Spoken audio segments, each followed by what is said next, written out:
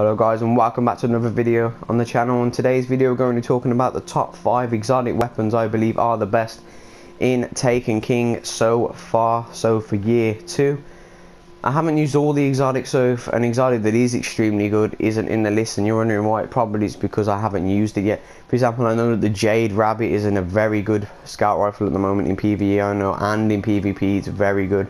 But I have not got the Jade Rabbit, so I can't really include it in my list, because how can I say it's in the top 5 if I haven't used the weapon?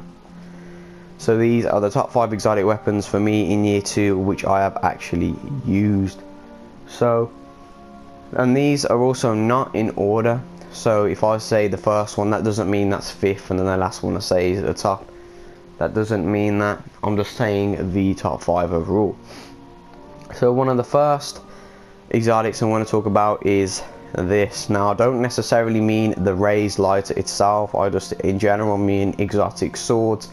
These things are insane in PvP and PvE. They're so obviously pretty much they are probably better in PvE because they just do amazing amounts of damage. The Solar Arc or Void version are all extremely good in PvE. If you're talking about PvP, they are extremely good, but for PvP the best one's probably the Arc one because of the ranged attack that it can do. Well, like you can do like a 360 and throw like a disc of arc energy in straight ahead of you, and any Guardian that goes into that, it will just annihilate you instantly. It's an insane attack, probably the best for PvP.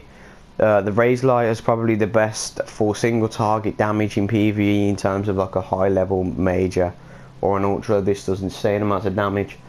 And for the Void one, it's probably the best for clearing out hordes of adds, you know, like tier 1 enemies. Just one quick spin of the sword and you just destroy a load of enemies.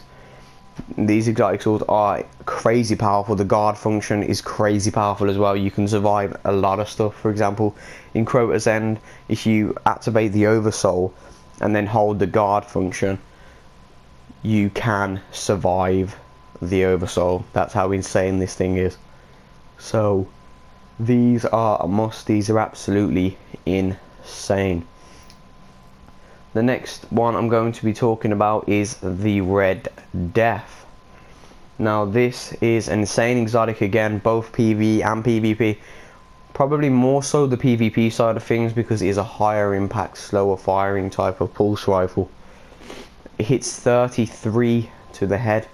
It is insane, and the perks are just amazing. It has unflinching, so when people are firing at you and you're aiming down the sights, you flinch less, meaning you can be more accurate. And then on top of that, you get high caliber rounds, meaning that the person you're shooting at flinches more while you flinch less.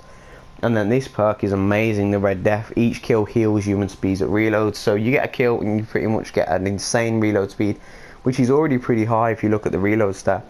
Plus it heals you, it just starts to regen your health straight away. So if you're in Crucible, come across like a group of 3 and you manage to pick off one, go behind cover for like a second and your health will fully recharge and just poke back out again, instead of having for the slow recovery to slowly build your health back up.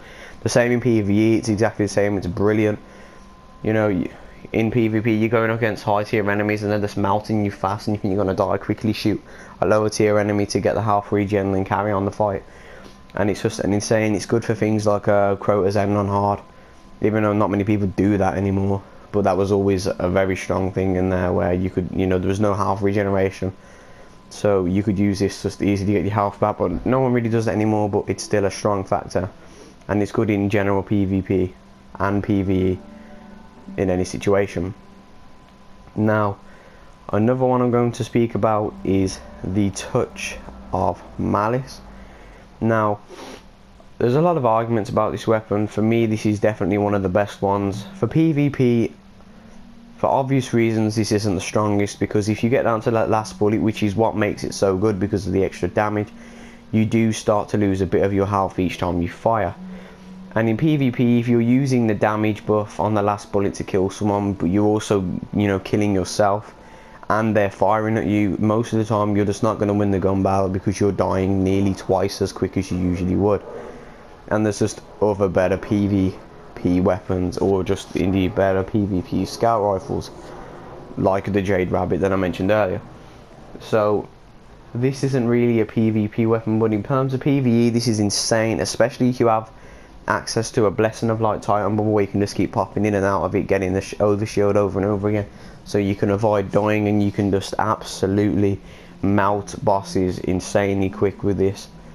Also in the raid for the Daughters of Oryx and Oryx himself, where you get the aura that allows you to be immune to all incoming damage, this weapon is insane. Because of the no incoming damage, you can keep firing the last bullet with the double damage on the weapon and actually don't lose any health because of the aura, allowing you to not lose any, allowing you to melt the Daughters of Oryx, and allowing you to easily stagger Oryx when firing at his chest and easily gun down ads before you run off to get the Ogre Bombs. This weapon is insanely good, and I recommend you guys trying this out in them sections of the raid, especially because this weapon is insanely good. Next weapon I want to talk about is the Black Spindle. Now I know this wasn't meant to drop at 310, and I think they were all being reduced to 290, even if you brought the 300 attack blueprint and then infused it up to 310. You're still not going to get away with that. They are all going to be put down to 290 as far as I know.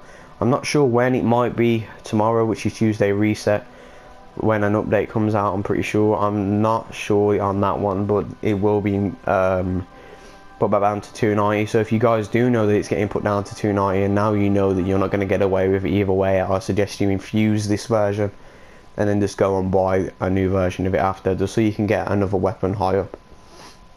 But this weapon is good in PvP. You can you know, one shot to the head fresh revive players because it's a high impact sniper. But this weapon, you know, everybody knows, truly excels in PvE. It's basically Black Hammer 2.0, just slightly reskinned and made exotic.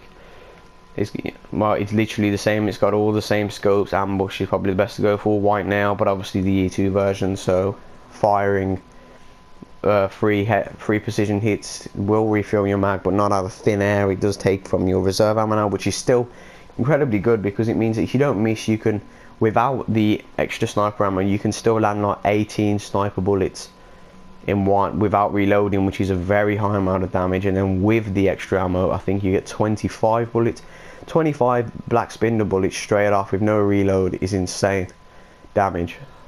Plus we've got perfect balance to increase your stability, so you can, you know, be able to get off these crit hits a lot quicker. And then mulligan in case you end up missing a bullet and it has a chance to give you the bullet back. This used to be a terrible weapon in year, a terrible perk in year 1. It was like a 5% chance, it just never popped, but I think they've brought it up to like a 25% or 20% chance now. So it's much better and actually does pop quite a bit. I never thought I'd say mulligan was a decent perk, but it actually is okay now, especially on a weapon like this to go in synergy with the White Nail. Now, that's 4 weapons that I've spoke about so far. And now, the weapon I'm going to speak about now is, in my opinion, the top, so number 1. And that is the Bad Juju. This weapon, for me, and for a lot of people I know, is insane. Absolutely insane. It's got hip fire, so it's much better spraying from the hip. Now with full auto being an already unlocked perk, being able to hip fire and spray is pretty important on a pulse rifle. It also has Send It to increase the range, and with Send It on and Smooth Ballistics, you pretty much have even stability and range, a slight more stability, but that's still really high, and it's perfect for a weapon like this. Plus this perk here. Now this perk is insane. String of Curses. So every time you get a kill, the weapon will reload. So how Black Hammer is, where you land 3 precision hits and then it automatically refills the mag, this does the same but after every kill, and as far as I know it doesn't take reserve ammo. Also you get I think a 3-second time after a kill where you get increased damage, which I think takes it from like 27 or 28 damage headshot in the Crucible to like a 31, which is a pretty decent increase. And it also gives you much more super energy. So this generates your super faster, gives you increased damage after every kill, and instantly refills the mag after every kill. And both PvP and PvE, all of that happens, and it's just insane. This is really good to like synergize on a Warlock with Nova Bomb and Obsidian Mine, because you can just generate Nova Bomb super over and over like there's no tomorrow. It's just insanely quick. so that's a good synergy to use this with. But this weapon in general is extremely strong in both Crucible and in PvE. It's amazing, and so far probably my most favorite PvP primary, and one of my favorite PvE exotics for a primary as well, because apart from this I don't really use many PvE exotics apart from the Touch of Malice in the raid. I'll be usually using a spindle or an exotic sword. So yeah guys, thank you for watching this video. This has been, in my opinion, the top 5 exotic weapons I've used in the Taken King so far. In the comments below guys, let me know what exotics you think are the best so far, or just let me know the #1 exotic you're finding amazing so far. It doesn't even have to be in this list, it can be anything. It can be year 1 or year 2, it doesn't matter. Just the best exotic you think is so far. I'm probably going to do a video of the top 5 exotic armor pieces as well, and that's not just like for the hunter, as in for the overall hunter, warlock and Tyon, in my opinion as well. So I might do another video for that. But yeah guys, this has been the top 5 exotic weapons in year 2 so far. I recommend you all go in and trying these weapons out, because they are insanely good. They really are. So thank you for watching the video guys, and I will see you in my next video.